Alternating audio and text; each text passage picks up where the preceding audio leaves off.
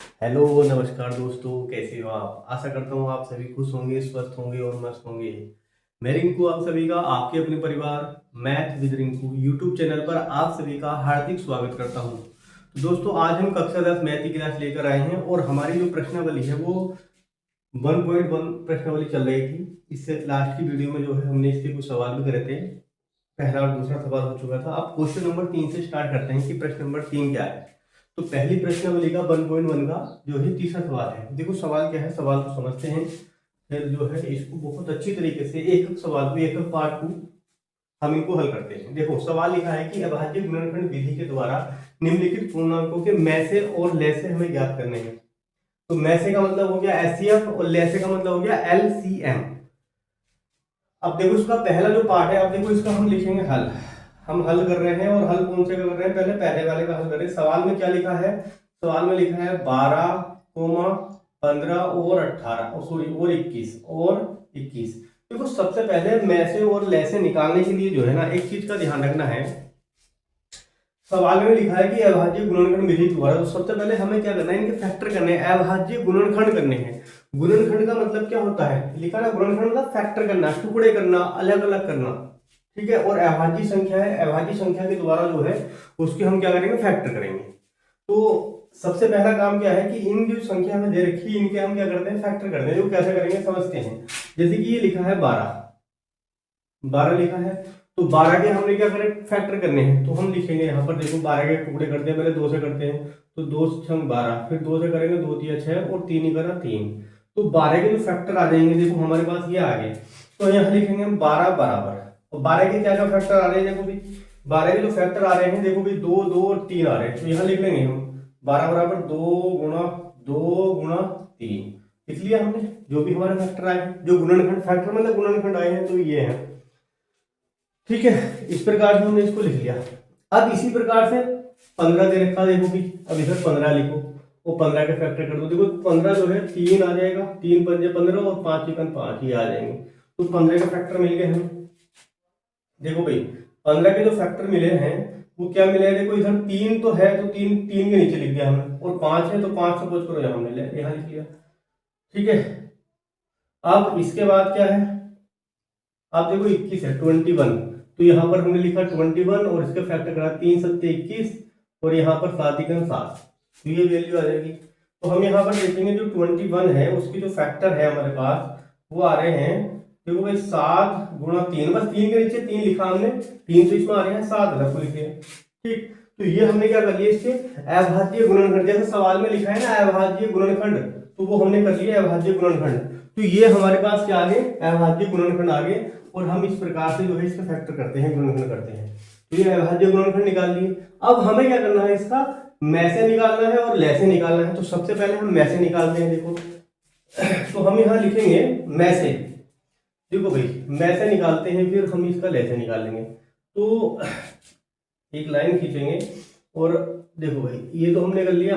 अब यहाँ को हम लिखेंगे मैसे, मैं और से। देखो हम मैसे तो निकाल रहे हैं, लेकिन मैसे कौन कौन सी संख्या का निकाल रहे हैं, तो वो संख्या चाहे तो लिख दो ब्रैकेट में करके। मैसे हम निकाल रहे हैं कौन से वाले का, देखो भाई इसका 12 का, ठीक है भाई 15 का और 21 का। चाहे तो आप ब्रैकेट में लिख सकते हो इस टाइप से कि मैसे निकाल रहे हैं। देखो मतलब क्या है इसका, कि मैसे निकाल रहे हैं। ये 3 संख्या दे रखी है, जो पहला वाला पार्ट दे रखा है 3 संख्या का, मैं तो उसको ब्रैकेट में लिख दिया तीनों संख्या को। इससे ये आइडिया हो जाएगा, ये पता चल जाएगा कि हमने मैसे निकाला है इन 3 संख्या का, वो बराबर का चिन्ह लगा दिया। मैसे का मतलब हो जाएगा जो तीनों में कॉमन हो। देखो भाई हम ये देख रहे हैं जो 3 है ना, 3 ये सभी में आ गया है, तो बस जो तीनों में आ गया है वही हमारा मैसे हो जाएगा। तो यहाँ पर 3 लिख देंगे, तो ये हमारा मैसे हो गया। हमने इन 3 संख्या को मैसे कितना आ गया, 3 आ गया, ठीक है भाई। अब हमें क्या निकालना है, इसका लैसे निकालना है। तो हम यहाँ पर लिखेंगे ले और से, बस ले से लिखेंगे। और ले से निकालने हैं इन 3 संख्या का, संख्या तो यही है 12, 15 और 21, तो चाहे तो ब्रैकेट में करके लिख दो बराबर, ठीक है भाई। इन 3 संख्या का लैसे निकाल रहे हैं हम। अब लैसे का मतलब क्या होता है, जो तीनों में कॉमन है पहले तो उसको लिख लो। तो तीनों में कॉमन तो 3 था, तो इसको लिख लिया। अब जो बचा हुआ उसको भी लिखना है। जैसे कि ऊपर वाली संख्या से ये 2 संख्या बच रही, 2 गुणा 2 बच रही है, तो हमने लिख दिया 2 गुणा 2, ये ऊपर वाली संख्या से बच रही है 3। उसके बाद देखो 5, नीचे वाली संख्या क्या लिखा, 5 बच गया है, तो इस 5 को भी लिख लो भाई। और फिर सबसे लास्ट की लाइन है उसमें यहाँ से क्या बचेगा 7, तो इस 7 को भी लिख दो यहाँ पर बस। अब हमें क्या करना है, इनकी गुणा करनी है, इनकी मल्टीप्लाई करनी है। जो भी मल्टीप्लाई हम करेंगे इनकी, तो वो हमारा क्या आ जाएगा, लेस आ जाएगा भाई। ठीक है भाई, ये हमारे पास क्या आ जाएगा, लेस है। इनकी सबकी गुणा करनी है। देखो 5 दूनी 10 और 10 दूनी 20 या 60, 60 6 सत्ते 42, तो 600 6 सत्ते 42 420। तो ये संख्या इनकी सबकी गुणा करके ये संख्या आ जाएगी हमारी 420 जो है इसका ये लेस आ जाएगा हमारा। ठीक है भाई, चलो भाई, तो इसका जो है आई होप ये पहला पार्ट समझ में आ गया होगा। अब देखो इसके बाद इसका सेकंड पार्ट करते हैं। चलिए भाई देखो, अब इसका सेकंड पार्ट देखो। सेकंड पार्ट में क्या लिखा है, जो संख्या दे रखी है पहले उसको हम लिख लेते हैं। 17 है, 23 है और 29 है। हम कर रहे हैं सेकंड पार्ट का। सवाल में लिखा है 17, 23 और 29। अब देखो सबसे पहला काम तो यही, इसका फैक्टर करने हैं हमें, गुणनखंड करने हैं। 17 है तो 17 जो संख्या लिखी है ये 17 तो अपने आप में एक अभाज्य संख्या होती है। 17 तो जो है किससे घटती है 17, तो 17 का 17, क्योंकि अपने आप में ये एक अभाज्य संख्या है, तो 17 और 1 आ गया। इसी प्रकार से अब हम करते हैं जैसे 23, तो 23 जो है अपने आप में एक अभाज्य संख्या, तो 23 और यहाँ पर 1 आ जाएगा। इसी प्रकार से 29 है तो ये 29 और 1 आ जाएगा। तो ये हमारे अभाज्य गुणनखंड, तो हमने ये कर लिए इसके, ये अभाज्य गुणनखंड आ गए। अब हमें क्या करना है, देखो भाई हम इनको लिख लेते हैं। 17 के जो गुणनखंड आ रहे हैं भाई, 17 बराबर कितना आ रहा है भाई, देखो 17 के कितने आ रहे हैं गुणनखंड, तो 17 के कितना आ रहे हैं भाई, एक तो 17 और 1 आ गया है, 17 गुणा 1 लिख दिया। इसी प्रकार से 23 के आ जाएंगे 23 गुणा 1, फिर 29 के आ जाएंगे 29 गुणा 1, तो ये आ जाएंगे। अब इसके बाद हमें निकालना है इसका मैसे। तो मैसे का मतलब क्या होता है, ये फैक्टर इसको हमने लिख लिया इस प्रकार से। देखो भाई अब मैसे निकालेंगे हम, तो यहाँ लिख लेंगे हम मैं और से। तो मैसे बराबर, तो मैसे हम किसका निकालें, इन तीन संख्या को ब्रैकेट में करके लिख दो। इन तीनों संख्या को दिखा देते हैं कि भाई इन तीन संख्या का निकाला हमने, किसका 17 का निकाला है, 23 का निकाला है और 29 का, ब्रैकेट को बंद कर दो, बराबर रखने लगा दो। ये तरीका होता है। देखो जो तीनों में कॉमन होता है, तो तीनों में हम देख रहे हैं कि ये जो 1 है ना, 1 ये जो 1 है, ये 1 तीनों में आ रहा है, बस यही इसका मैसेज हो जाएगा। ठीक है, तो यहाँ पर 1 लिख देंगे, तो मैसेज तो इसका 1 आएगा। अब इसी प्रकार से हम इसका लेसे निकालते हैं, तो लेसे बराबर, तो लेसे बराबर, लेसे किसका निकाल रहे हैं, लेसे हम निकाल रहे हैं तीन संख्या में दे रखी है, 17 दे रखी है अभी 17, और फिर दे रखी है 23 और 29 और बराबर। देखो भाई अब देखो तीनों में कॉमन तो 1 है, तो 1 लिख दो चाहे, तो ये 1 तो जो तीनों में कॉमन है 1 गुणा, अब जो संख्या बच रही है यहाँ से देखो 17 बच रही है, यहाँ से 23 बच रही है, और यहाँ से कितना बच रहा है 29, बस ये संख्या हमारी बच रही है। इनकी मल्टीप्लाई करनी है और इसका लेसे आ जाएगा। इनकी जो है मल्टीप्लाई कर लो और इसका क्या आ जाएगा, लेसे। चलो भाई देखो अब इनकी गुणा करते हैं, 17 की 23 की और 29 की गुणा कर लेंगे, वो हमारा आंसर हो जाएगा। जब हम इसकी गुणा करते हैं तो कितना आता है, देखो भाई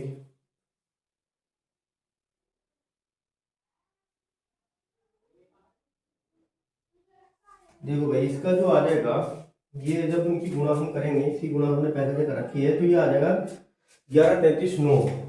ठीक है भाई 11 33 और 9, मतलब ये आ जाएगा 11,339, 11,339। तो ये हमारा क्या निकल गया, इसका लेस निकल गया। ठीक भाई, चलिए इसका अब अगला पार्ट करते हैं। देखो भाई जो तीसरा पार्ट है इसमें, ये संख्या इसमें दे रखी है 8 9 और 25, इसका हमें मैसे निकालना है और लेसे निकालना है। तो सबसे पहला काम क्या है, सबसे पहला काम है कि इसके हमें क्या करने हैं, गुणनखंड करने हैं। तो जैसे कि 8 लिखा है तो हमने यहाँ 8 लिखा, इसके फैक्टर करें, जैसे 2 से करेंगे तो 4 आ जाएगा, फिर 2 से करेंगे तो 2 आ गया, और 2 ही करना 2। ठीक, इसी प्रकार से हम 9 के कर लेते हैं। देखो भाई जब 9 के हम कर दें तो 3 और 3 दिया 9, और यहाँ पर फिर 25 लिखा है, तो 25 के करेंगे तो 5 पंजे 25 और 5 ही 5, ये आ जाएंगे। ठीक, लिखने का तरीका, तो सबसे पहले हमने क्या करा भाई 8, ये 8 लिखा है, तो 8 बराबर कितने हैं भाई, 8 के आ रहे हैं 2 गुणा 2 गुणा 2, मतलब इसे हम ऐसे लिख सकते हैं 2 की घात 3 भी लिख सकते हैं। इसी प्रकार से जैसे आगे लिखा है 9, 9 की क्या आ रही है भाई 3 गुणा 3, तो इसे हमें लिख सकते हैं 3 की घात 2 भी लिख सकते हैं। जैसे 25 है, 25 को हम लिखेंगे 5 गुणा 5, मतलब 5 की घात 2 भी लिख सकते हैं। अब देखो इसमें जो है, जैसे हम अब इसको मैं से निकालना है, देखो बस समझते हैं इसको। देखो मैं से हमने लिखा मैं और से, तो मैं से किसका निकाल रहे हैं हम, 8 का निकाल रहे हैं, 9 का निकाल रहे हैं और 25 का निकाल रहे हैं, बराबर का चिन्ह लगा दो। 8 9 25 का क्या निकाल रहे हैं हम, मैं से निकाल रहे हैं। देखो भाई ये है, तो अब कैसे निकालेंगे, देखो 8 9 25 का में से, तो हम ही देखेंगे यहाँ पर भी कोई कॉमन संख्या आई नहीं रही, लेकिन एक चीज हम देख रहे हैं कि देखो जब इनके फैक्टर करें, एक यहाँ पर भी है, यहाँ पर भी है, यहाँ पर भी, मतलब एक जो है सबकी गुणा में है, एक यहाँ भी है, एक यहाँ भी है, ठीक है, और एक यहाँ भी है, तो एक सभी में आ गया ना। वो जब एक सभी में आ गया तो एक तो हो गया इसका में से, तो में से तो हमारा बन हो गया। अब इसी प्रकार से हम क्या निकालते हैं इसका लैसे निकालते हैं। देखो हम यहाँ पर लिखेंगे लैसे बराबर, तो लिखेंगे हम ले और से, और यहाँ पर 8 का 9 का और फिर 25 का हम ले से निकाल रहे हैं, बराबर का चिन्ह। देखो भाई अब लैसे का मतलब क्या होता है, जो कॉमन पार्ट है उसको लिख दो, जो बचा हुआ है उनको भी लिख देते हैं। देखो भाई तो यहाँ से हम देख रहे हैं, यहाँ से क्या आ गया भाई, देखो 3 की घात 2 है, मतलब 3 गुणा 3 है, तो 3 गुणा 3 कर लो आप चाहे तो, सॉरी 2 की घात 8 है ना, तो 2 की घात 8 मतलब 2 गुणा 2 ऐसे लिख दो, है ना ये। फिर 9 का अगर हम कर रहे हैं तो 3 गुणा 3, और फिर इसका कर रहे हैं 5 का, तो 5 गुणा 5। अब इनकी सबकी गुणा करनी है हमें, गुणा करके जो भी आएगा वो हमारा लेसन कर जाएगा। तो देखो भाई इसकी गुणा करते हैं, कितना आता है समझते हैं इसको। जब इनकी हम गुणा करते हैं तो ये हमारे पास आ जाएगा, देखो भाई इनकी गुणा करेंगे हम तो ये हमारा 1800 हो जाएगा, ये हो जाएगा 1800, ये 00, इनकी गुणा करके ये आ जाएगा 1800। तो ये जो है इस प्रकार से ये सवाल जो है हमारा क्वेश्चन नंबर 3 कंप्लीट हो गया। ठीक है, अविभाज्य गुणनफल के द्वारा हमने मैं से और इसका लेसे निकाल लिया। तो आई होप ये सवाल आपको समझ में आ गया हो। चलिए अब इसके बाद इससे अगला सवाल करते हैं, सवाल नंबर 4 करते हैं। अब देखो भाई क्वेश्चन नंबर 4 करते हैं। क्वेश्चन नंबर 4 क्या है, क्वेश्चन नंबर 4 ये दिया है कि में से हमें दे रखा है, ब्रैकेट में ये 2 संख्या दे रखी है, में से 9 दिया है, ले से हमें ज्ञात करना है।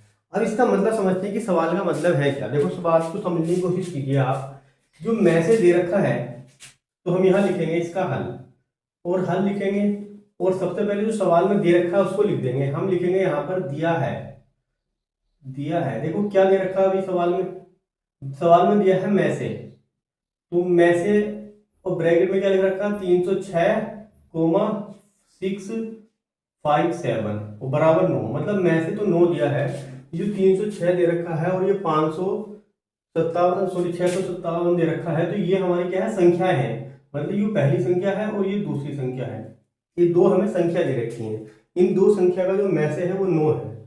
हमें सवाल में क्या ज्ञात करना है, हमें इस सवाल में ले से ज्ञात करना है, और ले से इन दो संख्या पर ज्ञात करना है, 306 का और 657 का हमें ले से ज्ञात करना है। क्वेश्चन मार्क हमने लगा दिया इसलिए क्योंकि ये हमें क्या करना है, फाइंड करना है। अब हम क्या करते हैं इसमें, तो यहाँ पर हम लिखेंगे, देखो इसके लिए एक सूत्र होता है, उस सूत्र को समझते हैं। सूत्र क्या है, देखो भाई सूत्र ये होता है कि कल एक सूत्र हमने लिखवाया था कि दो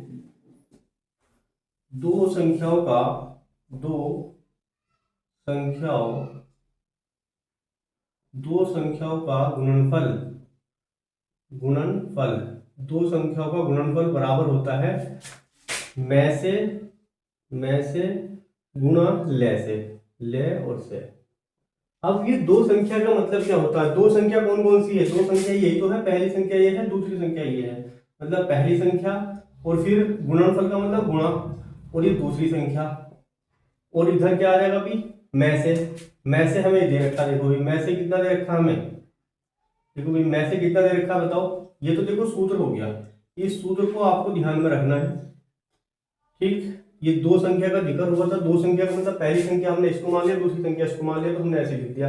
बराबर का चिन्ह ऐसे लगाया था, में से कितना दे रखा है 9, तो यहाँ पर हमने 9 लिख दिया, गुणा का निशान लगा दिया। फिर क्या लिखा, लेस है, तो हमने लेस है हमें निकालना है, इसको हमने ऐसे लिख दिया कि भाई लेस है हमें ज्ञात करना है। अब हम क्या करेंगे, देखो दो संख्या फर्स्ट सेकंड कौन कौन सी दो संख्या, एक तो है 306 और एक है हमारे पास 657, ये दो संख्या है। इधर देखो 9 लिखा है, ये 9 जो है इधर गुणा में है, इस ये 9 जो है इधर गुणा में है। इस 9 को अगर हम बराबर से इधर लेकर जाएंगे, इस 9 को बराबर, ये बराबर है, इस 9 को बराबर से हम इधर लेकर आएंगे तो ये गुणा वाली चीज क्या हो जाएगी, भाग में हो जाएगी, मतलब बटे में चली जाएगी। तो हम लिखेंगे यहाँ पर एक निशान लगा देंगे बटे का, और ये 9 कहाँ लिख देंगे, इधर लिख देंगे, है ना, और ये चिन्ह यहाँ पर लगा देंगे इस प्रकार से, और ये इधर क्या बचेगा हमारे पास, लेस से बचेगा। बस इसको आप गुणा भाग कर देते हैं। तो पहली बात, अब इस 9 को जो है हमने इससे काट दिया, काटने का मतलब ये देखो 9 9 9 9 9 27, 27 3 बचा और 6 9 चौक 36, तो कितना आ गया, 34 आ गया। अब हमें क्या करना है, देखो 34 लिखा है और गुणा 657 लिखा है, और इधर क्या लिखा है भाई, इधर क्या लिखा है, इधर लिखा है ले और से, तो यहाँ पर हमने लिख दिया ले और से। बस मतलब इनकी गुणा करेंगे और ले से हमारा निकल जाएगा जो भी हमारा आंसर आएगा। तो अब इनकी गुणा कर लेते हैं, तो 4 7 28, देखो भाई, तो यहाँ पर जो हमारे पास आएगा इनका लेस है,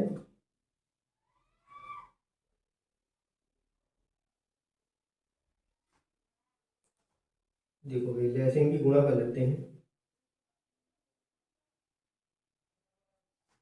देखो जब इन सबकी हम गुणा करते हैं, इन सबकी जो गुणा करते हैं तो हमारे पास आता है 22 33 8 बराबर लेस है। अब देखो इस लेस को चाहे तो आप देखो ये उल्टा करके लिखा है, इसको सीधा करके लिख लो।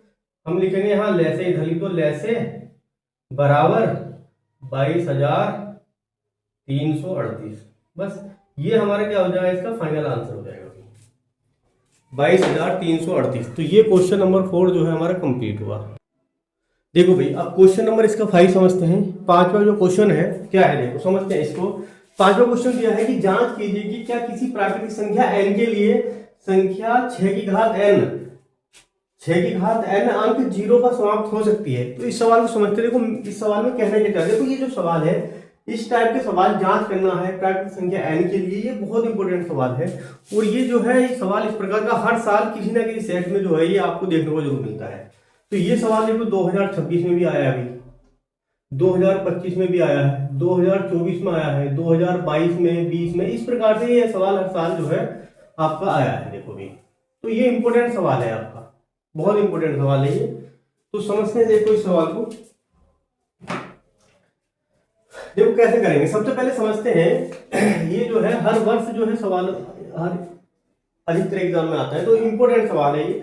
अब देखो इसको करेंगे कैसे वो समझते हैं। सबसे पहले देखेंगे 6 की घात n, तो 6 की घात जैसे ये लिखा 6 की घात n, इसका मतलब क्या होता है इसको समझते हैं पहले। तो 6 की घात n का मतलब क्या है, देखो ये 6 की घात n लिखा हुआ है, तो यहाँ पर लिख देंगे n बराबर 1 2 3 4, और ये इस प्रकार से लिख सकते हैं, n की जगह जो है ना ये नंबर लिख सकते हैं।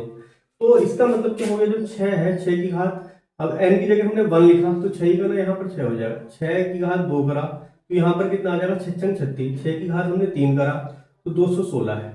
इसी प्रकार से अगली संख्या लिखेंगे, तो ये जो संख्या है इस प्रकार से आगे आ जाएगी वो। जब 6 की घात 4 करेंगे तो हम एक चीज देख रहे हैं कि लास्ट में देखो ये लास्ट में कितना आ रहा है 6, यहाँ भी 6 और यहाँ भी 6, तो लास्ट में जो है 6 6 आ रहा है, देखो हर जगह। सवाल क्या कह रहा है, सवाल कह रहा है कि जो है अंक जो है ना 0 पर समाप्त हो, मतलब यहाँ पर 0 जो है 0 पर समाप्त होना चाहिए, ऐसा जो संख्या हमें बतानी है। तो ये 0 पर समाप्त नहीं हो रहा है, ठीक है, तो ये 0 पर समाप्त नहीं हो रहा है, ठीक। तो हम क्या करेंगे, देखो अभी सवाल में क्या करते हैं, सबसे पहले क्या करते हैं, क्योंकि देखो 6 लिखा है जैसे, तो 6 के पहले अभाज्य गुणनखंड करेंगे, हम इसके टुकड़े करेंगे, ठीक है। जब हम 6 के टुकड़े करते हैं तो हम क्या करेंगे, देखो भाई 6 का मतलब क्या हो जाएगा, 6 के जब टुकड़े करेंगे, देखो अभाज्य गुणनखंड करते हैं हम, जैसे 6 लिखा है, 6 के अभाज्य गुणनखंड करेंगे, 2 से करेंगे 3 और 3 निकला 3, तो ये आ जाएंगे 2 गुणा 3, मतलब 6 को क्या मतलब लिख सकते हैं, 6 का मतलब ये हो जाएगा 2 गुणा 3, हम लिख सकते हैं 6 को। अब तो अब भी देखो 6, अब भी जो है लास्ट का अंक 0 नहीं हुआ, लेकिन लास्ट का अंक 0 कब हो सकता है, इसकी कंडीशन होती है, देखो कि जो है 0 पे समाप्त कोई भी अंक कब हो सकता है, 0 पे जो है समाप्त कोई भी अंक कब हो सकता है, जब एक तो 2 हो उसमें और एक 5 हो। ठीक है। यदि जैसे 6 लिखा है, इस 6 के गुणनखंड अगर ये आते हैं 2 पंजे 10, जैसे कि 2 पंजे कितना हो गया भाई 10 हो गया, तो लास्ट का अंक कितना आ गया 0 आ गया। तो 2 तो है लेकिन 5 नहीं है, ठीक है ना। तो इसलिए जो है ये 0 पे समाप्त नहीं हो रही है, ये संख्या 0 पे समाप्त ये नहीं हो रही है, ठीक है ना। क्योंकि हमारे पास जो है 3 है, 5 होना चाहिए था, तो 2 पंजे 10 हो जाता, तो फिर हमारे पास जो है 0 का समाप्त हो जाता है। तो लेकिन जो है क्योंकि यहाँ 3 दे रखा है, यदि 5 होता 2 गुणा 5 तो 0 का समाप्त हो गया, तो हमारी जो जांच थी बिल्कुल ठीक थी।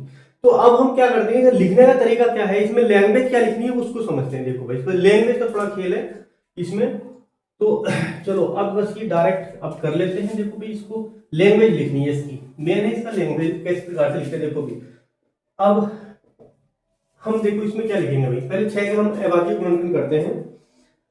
देखो भाई 6 को हम क्या लिखेंगे, इस 6 को हम लिखेंगे, देखो 6 की घात n लिख रखा, इसको हम क्या लिख सकते हैं, देखो 6 के हम टुकड़े करेंगे तो 2 गुणा 3 हो जाएंगे टुकड़े जो करेंगे, तो हम लिख लेंगे 6 को, 6 बराबर हो जाएगा 2 गुणा 3 और घात n ऐसी रही, ठीक है भाई चलो घात n ऐसी रही। अब इसके बाद इसकी लैंग्वेज क्या लिखना है, हम लिखेंगे चूंकि 6 के अभाज्य गुणनखंड में हम लिखेंगे चूंकि 6 के अभाज्य अभाज्य अभाज्य गुणनखंड में गुणनखंड 6 के अभाज्य गुणनखंड में, तो 6 के अभाज्य गुणनखंड में क्या आ गया अभी 2 गुणा 3 है ना। 6 के अभाज्य गुणनखंड जब हमने अभी करे थे तो कितना आ रहा है 2 गुणा 3 है, 2 गुणा 3 है 6 के अभाज्य गुणनखंड में। देखो अभी हम टुकड़े करे थे ना 6 के, इस प्रकार से 2 से 3 आ गया, 3 ही गुणा 3 अभाज्य गुणनखंड, तो 6 के अभाज्य गुणनखंड कितना आ गया 2 गुणा 3 आ गए थे। तो यही बात कहना चाह रहे हैं, वही बात हमने लिख दी यहाँ पर कि 6 के जो अभाज्य गुणनखंड है उसमें 2 गुणा 3 है,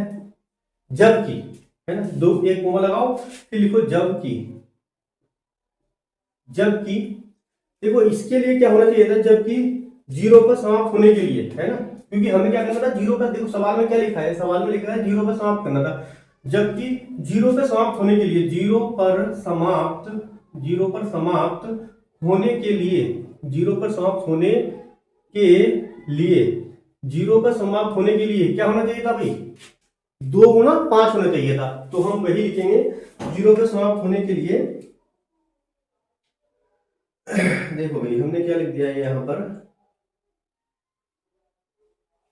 हाँ 0 पर समाप्त होने के लिए 6 के, है ना, यहाँ पर लिखेंगे हम 6 के अभाज्य गुणनखंड, 6 के अभाज्य गुणनखंड में 6 के अभाज्य अभाज्य गुणनखंड गुणनखंड गुणनखंड में कम से कम एक बार 2 गुणा 5 होना चाहिए था, है ना, बस ये लाइन लिखनी है हमें।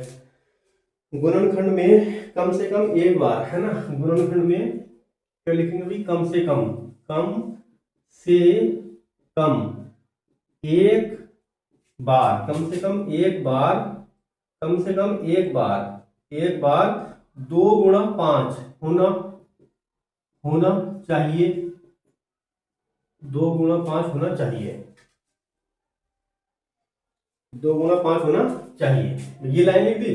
अब यहां लिखेंगे अतः, अतः अब देखो जांच के बारे में लिखना है, तो ये क्या है, इसका मतलब ये जांच जो है वो गलत है, वो लिखेंगे अतः किसी प्राकृतिक संख्या, हम लिखेंगे अतः किसी, यहां से लिखेंगे देखो भी, इसके बाद लिखेंगे अतः, देखो ये लिखते हमने अतः, अतः के बाद देखो सवाल में लिखा है अतः किसी प्राकृत, देखो अपनी तरफ से कुछ नहीं लिखा, सब सवाल में लिखा है अतः किसी प्राकृतिक संख्या n के लिए, n के लिए, n के लिए, n के लिए, n के लिए प्राकृतिक संख्या n के लिए 6 की घात n का मान, 6 की घात n का, 6 की घात n,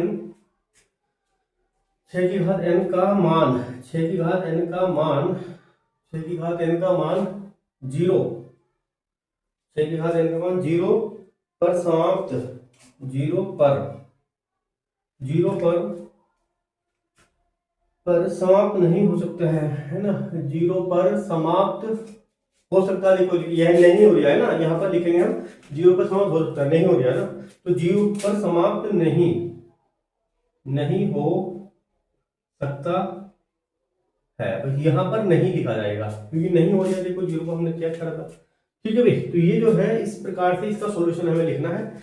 समझने का पोर्शन थोड़ा सा ये था, पर लिखने का लैंग्वेज ये लिखनी है आपको, थोड़ा सा ये समझना है। ठीक, चलिए अगला सवाल करते हैं।